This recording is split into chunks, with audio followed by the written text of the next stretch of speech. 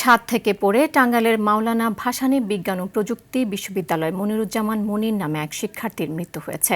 বৃহস্পতিবার রাতে বিশ্ববিদ্যালয় সংলগ্ন একটি ছাত্রাবাসে এ ঘটনা ঘটে। নড়াইলের কালিয়া উপজেলার নড়াগাতি এলাকায় মনি মিয়া শেখ নামের এক ইউনিয়ন পরিষদ সদস্যকে কুপিয়ে হত্যা করেছে দুর্বৃত্তরা। এদিকে যশোরের মনিরামপুরে নিখোঁজের দুদিন পর মহসিন মোল্লা নামে এক ভ্যান চালকের ভাসমান মরদেহ উদ্ধার করেছে পুলিশ। কুষ্টিয়ার দৌলতপুরে সামিরুল শাহ নামের এক চা বিক্রেতার রক্তাক্ত মরদেহ উদ্ধার করেছে পুলিশ। সকাল 6:30টার দিকে ধর্মদহ এলাকায় একটি বাঁশের মাচা থেকে তার মরদেহ উদ্ধার করা হয়। চুয়াডাঙ্গার আলমডাঙ্গায় হাশেম আলী নামে এক কৃষকের ক্ষত বিক্ষত মরদেহ উদ্ধার করেছে পুলিশ। বেলা 11টার দিকে আলমডাঙ্গায় কাটাখালী মাঠ থেকে তার মরদেহ উদ্ধার করা হয়।